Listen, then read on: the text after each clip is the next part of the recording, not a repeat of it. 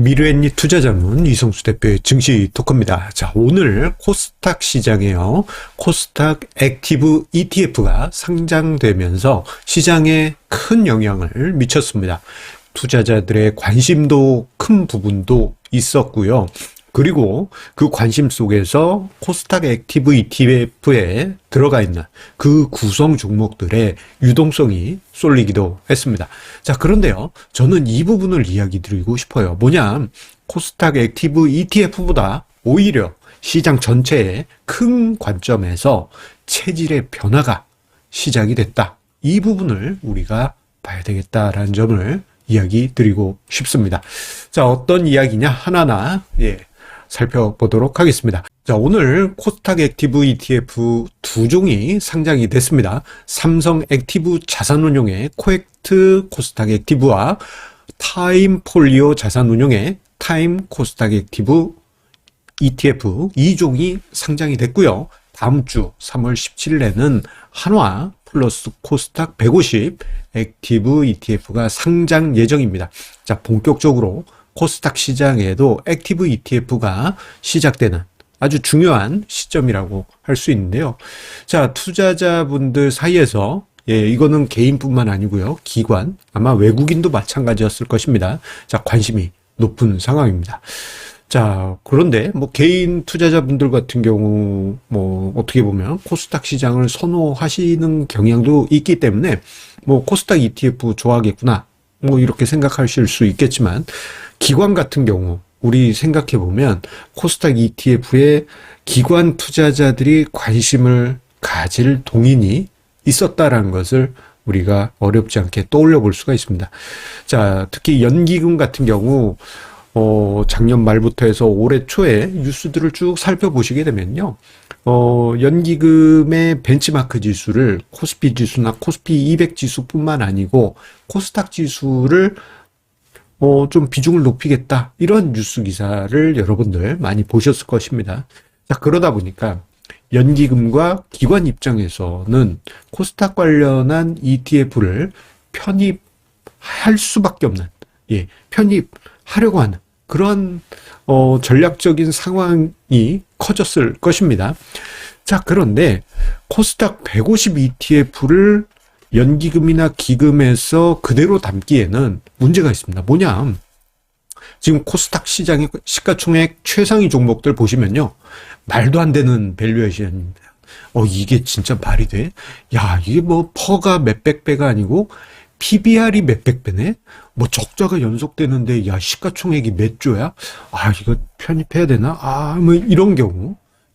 그러다 보니까 코스닥 150 ETF의 주가 변동성이 가끔씩 한번 울컥하고 밀리는 모습이 나타나기도 하는데, 그 이유가 너무 비싸기 때문입니다. 하지만 코스닥 액티브 ETF 같은 경우에는 퀄리티 지표라든가 밸류에이션 지표, 그리고 여러 가지 회사 성장성 등등 다양한 기준을 토대로 해서 상대적으로 명분이 있는, 무조건 시가총액이 높다고 해서 편입되는 게 아니고 여기 이유가 있네, 이런 종목들을 편입할 가능성이 크기 때문에 실제 코액트 코스닥 액티브하고 타임 코스닥 액티브를 보게 되면 조금 이제 시가총액 코스닥 시장에서 최상위 종목만 넣은 게 아니고요, 의외의 종목들도 많이 들어가 있습니다. 자, 그렇기 때문에 기관의 자금이 들어올 가능성이 크다라는 그러한 가능성을 우리가 생각해 볼 수 있죠. 그 결과 오늘 참 흥미로운 이 종목 단위의 모습이 나타납니다. 뭐냐면은 코액트 코스닥 액티브 구성하고 있는 종목들 한 50개가 훨씬 넘는 것 같아요. 자, 그 종목들의 단순 평균, 시가총액 비중 말고 단순 평균 등락률을 계산해 보면 플러스 10%대의 상승률, 그리고 타임 코스닥 액티브 ETF의 구성 종목들 평균 등락률은 플러스 6%대 상승률을 기록했습니다. 자, 이게 어느 게 더 우위다 열이다 그 얘기 아니에요.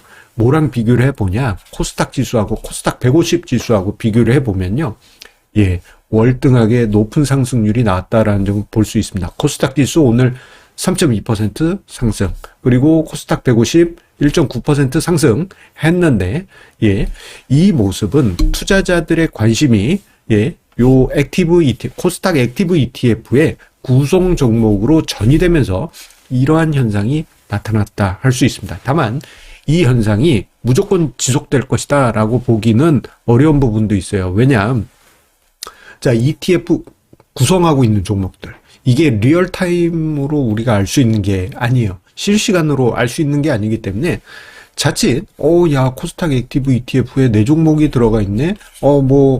A라는 종목 내가 사볼까? 대박 나겠는걸? 이런 기대를 가지고 매수했는데 다음날 보니까 없어. 예, 이럴 가능성도 충분히 있다라는 것이죠. 그렇기 때문에 예, 뭐라 그러죠? 이제 묻지마식으로 예, 추격 매수하거나 이런 부분은 우리가 좀 심사숙고할 부분이라고 할 수 있겠습니다.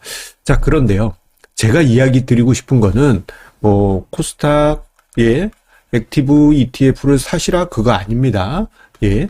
이거 사라 뭐 이런 얘기 절대 아니에요. 예, 나중에 이제 이성수가 저건 사라고 했어. 아니에요. 예, 기억해 주십시오. 저는 유튜브 증시 토크하고 개별 증시 토크 칼럼에서는 종목 추천을 하지 않습니다. 예. 오히려 이제 그 서비스는 예, 투자자 서비스 영역이기 때문에 예, 그 부분은 예, 이야기 드리지 않아요. 다만 우리가 봐야 될 게 있습니다. 뭐냐? 시장의 체질이 변한다라는 것입니다. 자, 이게 왜 시장 체질이 변하지? 라고 생각하실 수 있는데요. 우리가 이제 여러 뉴스 중에 이러한 부분도 함께 살펴볼 게 있습니다. 뭐냐? 금융당국이 액티브 ETF에 이제 어떤 제약이 하나 있어요. 뭐냐면은 어떤 기준 지수 대비해서 상관계수가 0.7 정도 돼야 된다라는 규제가 있습니다. 예. 그런데 이 규제를 철폐하려고 하고 있습니다. 지금 이제 입법 예고되고 이제 뭐 의견 수렴하고 그렇게 이제 단계를 밟아가고 있어요. 자, 그렇다면 앞서 언급드렸던 코스닥 액티브 ETF 예, 그게 코스닥 지수를 쫓아가거든요. 예. 그 투자 설명서 보시면은 KRX 코스닥 지수 뭐 이렇게 되어 있는데 이게 그냥 코스닥 지수예요. 한국거래소의 코스닥 지수. 예, 코스닥 지수하고 상관계수가 0.7. 예. 그래서 거의 유사하게 움직여야 된다라는 특징이 담겨 있습니다. 다만 금융당국이 이 상관계수 규제를 철폐하게 될 경우 진짜 진정한 액티브 ETF가 크게 늘어날 가능성이 큽니다. 이거는 어떻게 보면 우리가 2010년대 중반 이후 사라지기 시작한 액티브 펀드가 부활한다라고 보시면 되겠습니다. 예, 뭐 그때도 액티브 펀드가 지수를 많이 쫓아가긴 하지만 예, 더 액티브하게 할 수 있는 것이죠. 자, 그런 의미에서 코스닥 액티브 ETF 상장은 이를 알리는 효시라고 할 수 있고요. 특히 코스피 지수 중심의 움직임에서 어떻게 보면 유동성의 흐름의 변화가 코스닥 시장으로도 이제 더 넓혀질 수 있고 코스닥 액티브 ETF에서 포트폴리오로 담는 그러한 종목으로 유동성이 더 퍼지면서 개별 종목 단위, 코스닥 시장의 개별 종목 단위에 흥미로운 흐름이 나타날 가능성이 점점점 커질 수 있겠죠. 이 부분이 중요한 이유는 이렇습니다. 자, 우리가 지난 10개월 동안 작년 6월부터 해서요, 시장이 상승할 때 극단적인 차별화 장세가 심했습니다. 자, 그런데 이게 너무 일방적이었어요. 과거에 이제 일본 증시가 본격적으로 상승한 2012년 연말부터 시작된 아베노믹스 증시. 예, 요 아베노믹스 증시는 우리나라 증시 밸류업이라든가, 예, K 증시 활성화 관련한 부분에서 벤치마크로 많이 참고되고 있죠. 자, 이때 당시 보게 되면 일본의 대표 지수하고 개별 종목, 뭐 소형주 지수, 예, 등등, 예, 같이 움직이는 모습을 보였습니다. 자, 어떻게 보면 이제는 그 그림으로 서서히 넘어가는 거 아니냐.